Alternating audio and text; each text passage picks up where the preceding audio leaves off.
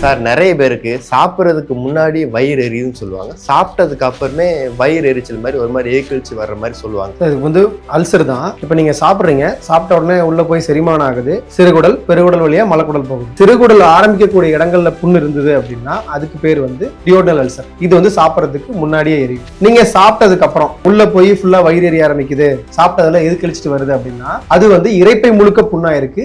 இது வந்து gastric ulcer. முதல்ல அல்சரே வந்து எதனால வருது? நேரத்துக்கு சாப்பிடாம இருக்கிறது தான். காலை உணவை ஸ்கிப் பண்றது ரொம்ப ரொம்ப மிகப்பெரிய தவறு. என்னன்னா காலை உணவு ஸ்கிப் பண்ணாலே கண்டிப்பா அல்சர் வரும். கடுமையான மன உளைச்சல் இருந்தாலும் அல்சர் வரும். ரொம்ப உணர்ச்சி வசப்படுவாங்க. ரொம்ப உணர்ச்சி வசப்படுறதன் மூலியமாவும் அவங்களுக்கு வந்து டியோடனல் அல்சர் வரும். அல்சர் வந்தவங்க சிகரெட் தம் அடிச்சாங்கன்னு வச்சுக்கோங்க, அதன் மூலியமாவும் அங்க புண்ணோட சைஸ் வந்து அதிகமாகும். இருக்கிறதுலே அல்சர்லயே ரொம்ப கொடூரமான அல்சர், கொடுமையான அல்சர் அப்படின்னா அது கேஸ்ட்ரிக் அல்சர்.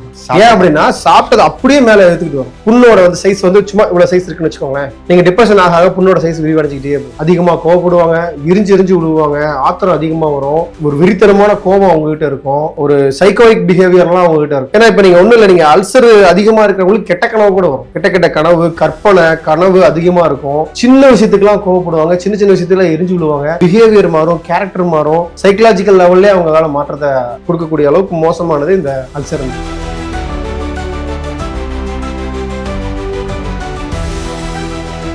ஹெல்த் பல்ஸ் நேயர்களுக்கு வணக்கம். இன்று நம்மோடு ஹீலர் சக்திவேல் யுவராஜ் அவர்கள் இருக்காங்க. வணக்கம் சார். வணக்கம் சார். நிறைய பேருக்கு சாப்பிட்றதுக்கு முன்னாடி வயிறு எரியுதுன்னு சொல்லுவாங்க, சாப்பிட்டதுக்கு அப்புறமே வயிறு எரிச்சல் மாதிரி ஒரு மாதிரி ஏக்கிழ்ச்சி வர்ற மாதிரி சொல்லுவாங்க. இந்த ரெண்டுத்துக்கும் என்ன டிஃபரன்ஸ் சார்? சார் இதுக்கு வந்து அல்சர் தான். அல்சர் வந்து பாத்தீங்கன்னா அல்சர்ல ரெண்டு வகை இருக்கு. இப்போ நீங்கள் சாப்பிட்றீங்க, சாப்பிட்ட உடனே உள்ளே போய் செரிமானம் ஆகுது, சிறுகுடல் பெருகுடல் வழியாக மலக்குடல் போகுது. இப்போது இரைப்பை முடிஞ்சு சிறுகுடல் ஆரம்பிக்கக்கூடிய இடங்கள்ல புண்ணு இருந்தது அப்படின்னா அதுக்கு பேர் வந்து டியோடனல் அல்சர். இது வந்து சாப்பிட்றதுக்கு முன்னாடியே எரியும். நீங்கள் சாப்பிட்டதுக்கு அப்புறம் ஓகேங்களா, உள்ளே போய் ஃபுல்லாக வயிறு எரிய ஆரம்பிக்குது, சாப்பிட்டதுல எது கழிச்சிட்டு வருது அப்படின்னா அது வந்து இரைப்பை முழுக்க புண்ணா இருக்கு. இது வந்து கேஸ்ட்ரிக் அல்சர், பெப்டிக் அல்சர்னு சொல்லுவாங்க, கேஸ்ட்ரிக் அல்சர்னு சொல்லுவாங்க. அப்போ என்ன அப்படின்னா இது இரைப்பை மட்டும் புண்ணாகிறது இல்லாம சிறுகுடல் ஆரம்பிக்குது இல்லைங்களா, அந்த இடமும் சேர்ந்து புண்ணாகிறதுனாலதான் அவங்களுக்கு வந்து அந்த உணவு எது கழிச்சிட்டு மேல வருது, இது மாதிரிலாம். இப்போ பெப்டிக் அல்சர் வந்து பாத்தீங்க அப்படின்னா இது வந்து எதனால வருது அப்படின்னா நேரத்துக்கு முதல்ல அல்சரே வந்து எதனால வருது? நேரத்துக்கு சாப்பிடாம இருக்கிறது தான். காலை உணவை ஸ்கிப் பண்றது ரொம்ப ரொம்ப மிகப்பெரிய தவறு. என்னன்னா காலை உணவு ஸ்கிப் பண்ணாலே கண்டிப்பா அல்சர் வரும். இன்னொன்னு என்னன்னா கடுமையான மன உளைச்சல் இருந்தாலும் அல்சர் வரும். ஓகே, இப்போ டியோடனல் அல்சர் அப்படின்னு பாக்குறப்ப சிறுகுடல் புண்ணு வருது இல்லைங்களா, இது எதனால வருது அப்படின்னா ஒண்ணு சாப்பிடாத தவிர்க்கிறதுனால, இன்னொன்னு வந்து அதிகப்படியான உணர்ச்சி வசப்படுறது. ரொம்ப உணர்ச்சி வசப்படுவாங்க. ரொம்ப உணர்ச்சி வசப்படுறதன் மூலியமாவும் அவங்களுக்கு வந்து டியோடனல் அல்சர் வரும். இவங்களுக்கு வந்து சாப்பிட்றதுக்கு முன்னாடி எரியும், சாப்பிட்டாங்கன்னா வயிறு எரிச்சல் அப்படியே கம்ப்ளீட்டா சரியாயிடும். அடுத்து வந்து பாத்தீங்கன்னா கேஸ்ட்ரிக் அல்சர், பெப்டிக் அல்சர்னு சொல்லுவாங்க. இது இரைப்பை முழுக்க புண்ணாயிடும், சிறுகுடலுடைய ஆரம்பிக்கிற இடமும் புண்ணாயிடும். இவங்களுக்கு இதுக்கு இருக்கிறதுலே அல்சர்லயே ரொம்ப கொடூரமான அல்சர், கொடுமையான அல்சர் அப்படின்னா அது கேஸ்ட்ரிக் அல்சர் தான்.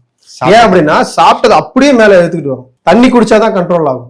ஓகேங்களா, தண்ணி குடிச்சாதான் கண்ட்ரோல் ஆகும். ஏதாவது ஸ்வீட் சாப்பிட்டாதான் அந்த உள்ள, ஏன்னா அது இரைப்பை முழுக்க புண்ணு இருக்கிறதுனால அங்க செரிமானமே ஒழுங்கு நடக்காது. ஏன்னா இரைப்பையில தானே செரிமானம் நடக்கும், அங்க செரிமானமே சரியா நடக்காதனால அவங்க சாப்பிட்டது எல்லாமே எடுத்துக்கிட்டு மேல வரும், நெஞ்செல்லாம் எரியும். அந்த ஏன் நெஞ்சு எரியுது அப்படின்னா இப்ப இரைப்பையில ஆசிட் சுரக்குது இல்லையா, அந்த உணவை செரிக்கிறதுக்கான ஆசிட் சுரக்குது. அப்போ அந்த ஆசிட் வந்து அந்த உணவோட கலந்துருக்கும். அப்போ எதிர்த்துக்கிட்டு மேல வரும்போது இங்க உணவு குழல்லையே அந்த ஆசிட் படுதா, அப்போ என்ன ஆகும்னா இங்க ஈசோஃபேகஸ் சொல்லக்கூடிய உணவு குழல் ஃபுல்லாவே வந்து புண்ணாயிரம், அப் டு தொண்டை வரைக்கும் கூட புண்ணாகும். அந்த அளவுக்கு கொடூரமானது இந்த கேஸ்ட்ரிக் அல்சர். அப்போ என்ன ஆகுதுன்னா இவங்களுக்கு இன்னொரு பிரச்சனை என்னன்னு பாத்தீங்கன்னா அங்கங்க முதுகு குத்தும், முதுகு குத்துற மாதிரி, நெஞ்சு குத்தல் இருக்கிற மாதிரி. அதுக்கப்புறம் வந்து பாத்தீங்கன்னா கடுமையான மலச்சிக்கல் ஏற்படும். ரொம்ப கடுமையான மலச்சிக்கல் ஏற்பட்டு அதுல வந்து பாத்தீங்கன்னா மோஷன் போறதா இருந்தாலுமே விட்டு விட்டு தான் உங்களுக்கு மோஷன் வரும். மோஷன் போகும்போது கடுமையான கேஸ் ரிலீஸ் ஆகும். ரொம்ப சிரமப்பட்டு ரொம்ப முக்கி, குறிப்பா வந்து பாத்தீங்கன்னா அவங்க முக்கிறதன் மூலியமா இந்த தொண்டைக்குழி வரைக்குமே வலி ஏற்படுற அளவுக்கு கூட முக்கி மோஷன் போற மாதிரி இருக்கும். இந்த அல்சர் பிரச்சனை இருக்கிறவங்களுக்கு தொண்டை எப்பவுமே வறட்சியா தான் இருக்கும், ரொம்ப வறண்டையா தான் இருக்கும். தண்ணி குடிச்சிட்டே தான் இருப்பாங்க, சாப்பிட்டா எதிர்த்துட்டு வருதுங்கிறதுக்காக தண்ணி குடிச்சிட்டே தான் இருப்பாங்க. ஸோ இந்த அளவுக்கு வந்து மோசமானது இந்த gastric ulcer. Comparatively duodenal ulcer எவ்வளவோ பெட்டருங்களா, ஆனா கேஸ்ட்ரிக் அல்சர் ரொம்ப ரொம்ப மோசமானது. சார் இப்போ நீங்க சொல்லியிருந்தீங்கல்ல, இப்போ அல்சர் வந்து சாப்பிடாதனால ஒரு பக்கம் ஏற்படும், இன்னொரு பக்கம் அந்த மனசுல உள்ள பிரச்சனை மென்டலி டிஸ்டர்ப் ஆகுறதுனாலும் வரும் அப்படின்னு சொன்னீங்களே, அது எப்படி? ஆக்சுவலாக இப்போ எப்படின்னா நம்ம எல்லாத்துக்குமே இப்போ நீங்களாகட்டும் நானாகட்டும் லைஃப்ல ஒரு சர்வைவல், ஒரு செட்டில் ஆகணும், இல்லை நம்மளுடைய லைஃப் நல்லா லீட் பண்ணணும் இப்படிங்கிற தாட்டில் தான் நம்ம ஓடுறோம். இதே வறுமையில் இருக்காங்க இல்லையா, இப்போ வறுமையில் இருக்கிறவங்களுக்கு காலையில சாப்பாடு சாப்பிட்றத அவாய்ட் பண்ணா இன்னைக்கு ஒரு 50 ரூபா சேவ் பண்ணலாமா, மாசம் 1500 ரூபா சேவ் பண்ணலாம். ஆனா இந்த உடம்பு என்ன பண்ணும் அப்படின்னா நேரத்துக்கு தன்னுடைய வேலையை செஞ்சுக்கிட்டே தான் இருக்கும். அப்போ என்னன்னா அல்சர் வந்து அங்க ஆசிட் சுரந்து அங்க ஆல்ரெடி புண்ணாயிருக்கும். அப்போ நீங்க லைஃப்ல ஒரு ஸ்டேஜுக்கு வந்துட்டீங்க, ஓரளவுக்கு பொருளாதாரம் உங்க கையில வந்துருச்சு. அப்போ வந்து நீங்க 3 வேலையை சாப்பிடுறீங்க, ஆனா இந்த உடம்பு ஏத்துக்காது. ஏன்னா எனக்கு தேவைப்படுறப்போ நீங்க கொடுக்கல, உடலுக்கு தேவைப்படும் போது நீங்க கொடுக்கல. அப்போ நீங்க கொடுக்குற நேரத்துல அதை ப்ராப்பரா எடுத்துக்கணும்னு எனக்கு என்ன அவசியம் இருக்கு? இந்த கேள்வி வருமா? கண்டிப்பா வருதா? அப்போ அந்த நேரங்கள்ல என்ன ஆகும்னா இவ்வளவு நாள் நம்ம அடையாத டிப்ரெஷனை இந்த அல்சர் வந்ததுக்கு அப்புறம் நம்ம கொடூரமா இருக்கும். அந்த டிப்ரெஷன் இந்த சாப்பாடு எடுத்துட்டு மேல வருது, சாப்பிடறதுக்கு முன்னாடி வயிறு எறியதுனால என்ன ஆகும்னா கடுமையான மன உளைச்சல் ஆகும். அந்த கடுமையான மன உளைச்சலாலே மறுபடியும் உள்ள புண்ணு அதிகமாகும். புண்ணோட வந்து சைஸ் வந்து சும்மா இவ்வளவு சைஸ் இருக்குன்னு வச்சுக்கோங்களேன். நீங்க டிப்ரெஷன் ஆக புண்ணோட சைஸ் விரிவடைஞ்சிக்கிட்டே போகும். ஓகேங்களா? ஸோ மனம்ங்கிறதுக்கு வந்து இது வந்து நெருங்கின தொடர்பு உண்டு.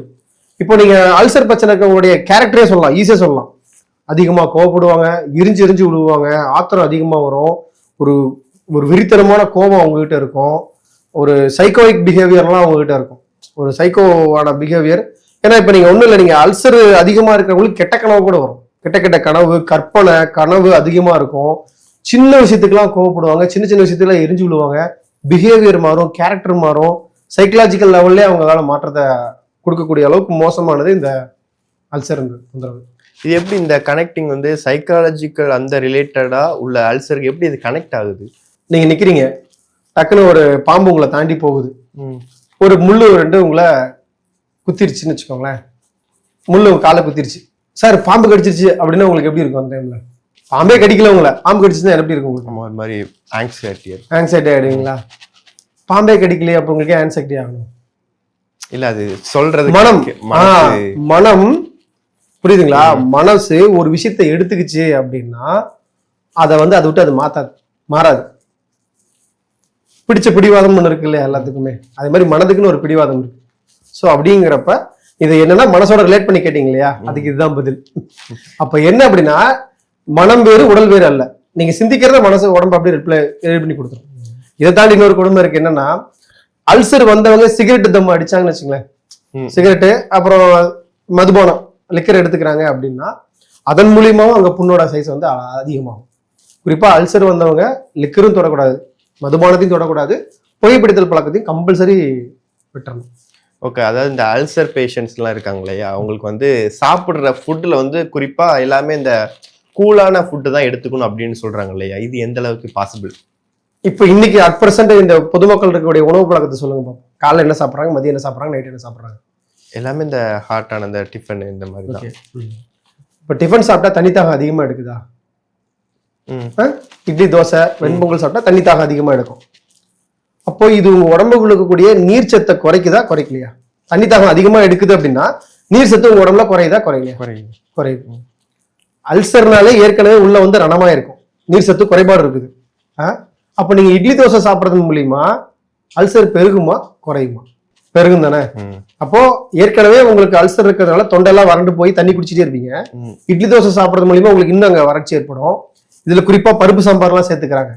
பருப்பு சாம்பார் இதெல்லாம் சேர்த்தா என்னன்னா இப்போ ஆல்ரெடி அவங்களுக்கு கேஸ்ட்ரிக் அல்சர், பெப்டிக் அல்சர் இருக்கிறதுனால உள்ள வாயுக்கள் எக்கச்சக்கமா தேங்கி நிற்கும்.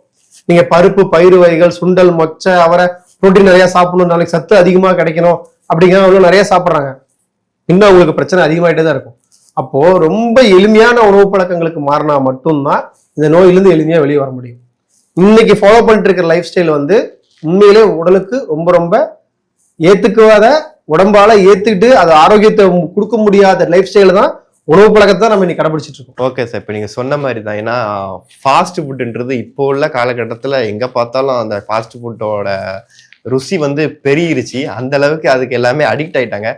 அதோட அஃபெக்ட் வந்து அல்சருக்கு எந்த அளவுக்கு ஒரு மிகப்பெரிய அளவுல ஒரு அதிகமா இருக்க போகுது. மாவு வந்து ஒரு வகையான புளிச்ச உணவு தான். அப்போ உள்ள பாக்டீரியாஸ் எல்லாமே இருக்கு. புளிப்பு அப்படிங்கிறது என்ன? புளி சாப்பிட்டா என்ன ஆகும்? தண்ணி தாகம் அதிகமா எடுக்குமா? புளிப்புங்கிறதே ஒரு வகையான கெட்டு போகுதல் தான். மாவு அந்த தண்ணிலே அடைஞ்சு அடுத்த நிலைக்கு போகுது. இப்படி ஒரு கெட்டு போற மாவா இருந்தாலுமே அது ஒரு பதத்துல சாப்பிட்டா நம்ம உடம்புக்கு நல்லது. அதுவுமே அக்கேஷனலா தான் சாப்பிடாது, எப்பயாவது ஒரு டைம் சாப்பிட்றது தான். அந்த காலத்துலலாம் இட்லி தோசைங்கிறது வந்து பொங்கலுக்கும் தீபாவளிக்கு மட்டும்தான் சாப்பிடுவாங்க. ஓகேங்களா? இப்போ டெய்லியும் பொங்கலும் தீபாவளி கொண்டாடிட்டு இருக்கிறோம். அப்படி கிடையாது. ஃபங்க்ஷன் ஃபுட்டுங்கிறது அதுக்கு பேரே ஃபங்க்ஷன் ஃபுட்டு தான்.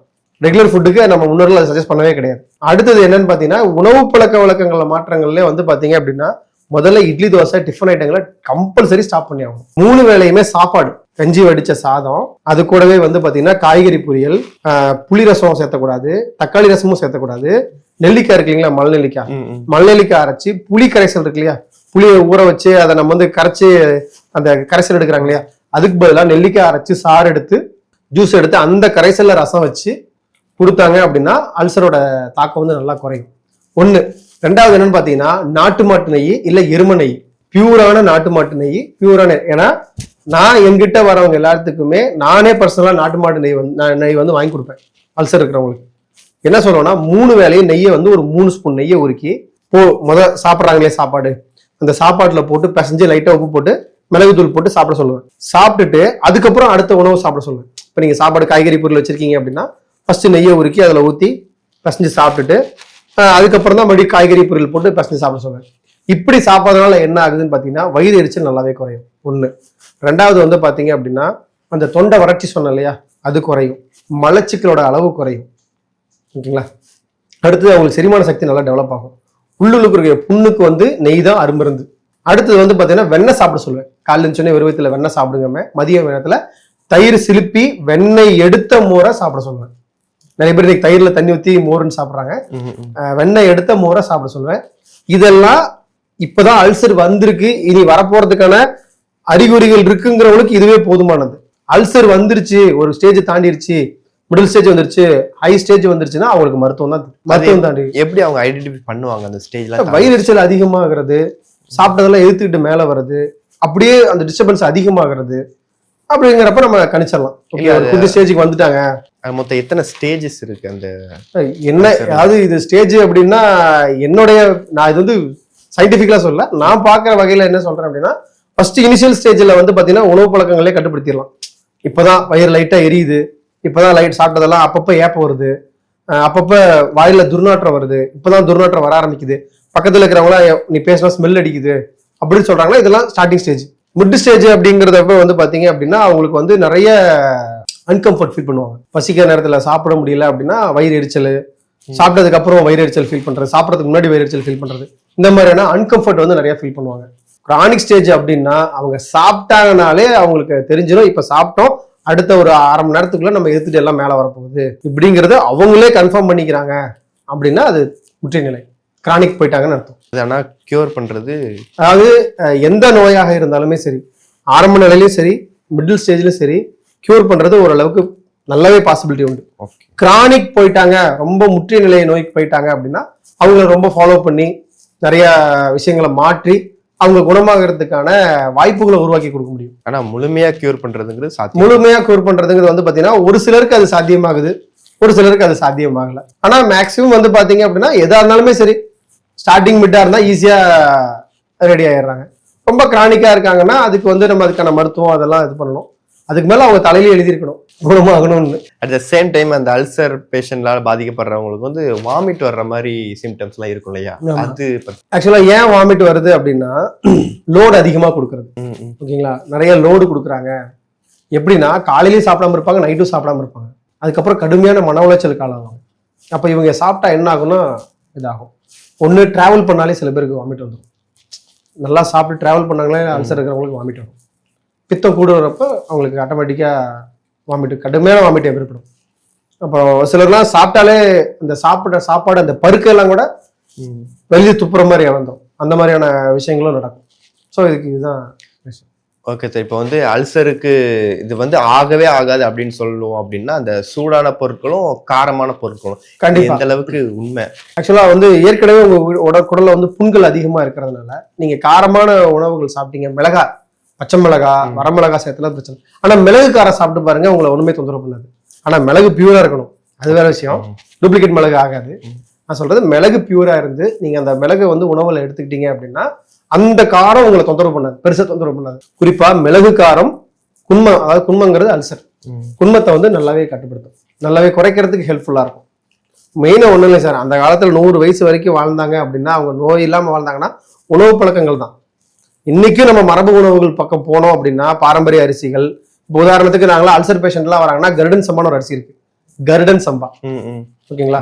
கருடன் சம்பா அரிசி வந்து கஞ்சி வடிச்சு 3 வேளையும் சாதமா சாப்பிட சொல்லுவேன். நீர் காய்கறிகளை வச்சு நெல்லிக்காய் ரசம், வெண்ணெய் எடுத்த மோர், இரவு நேரத்துல மோர் அவாய்ட் பண்ண சொல்லுவேன்.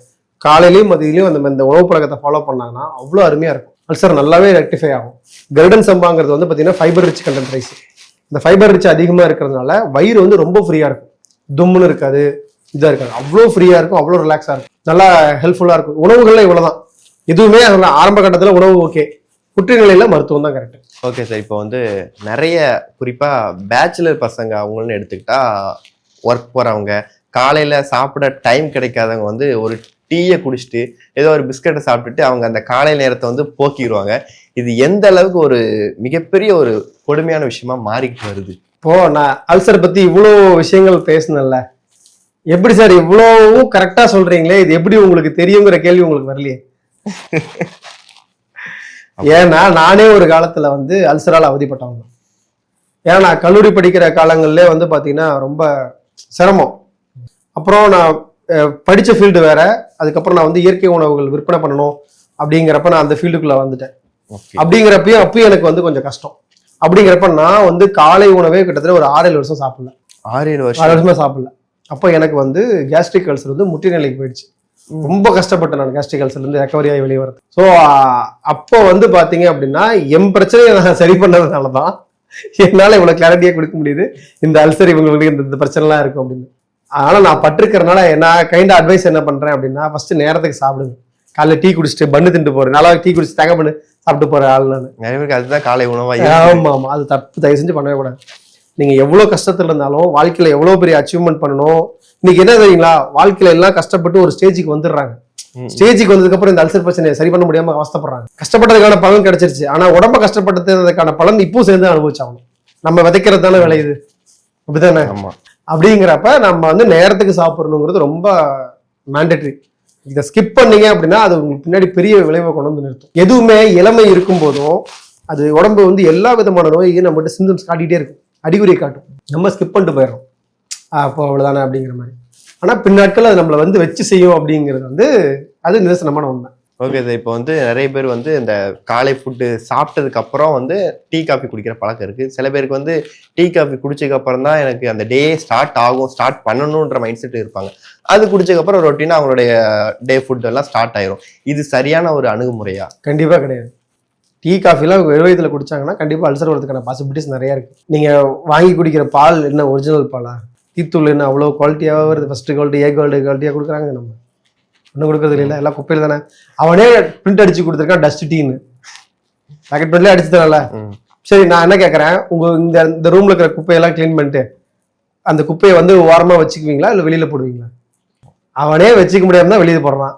அது எதுக்கு நம்ம போட்டு நம்ம எடுத்து நம்ம வாயில போட்டு போனோம்? கண்டிப்பா சார், அல்சர் பத்தியும் காலை உணவு வந்து அந்த டேல வந்து ஃபர்ஸ்ட் எடுத்துக்கிற ஃபுட்டே அந்த காலை உணவு தான். அதோட முக்கியத்துவம் பத்தி நிறைய விஷயங்கள் ஷேர் பண்ணீங்க. தேங்க்யூ.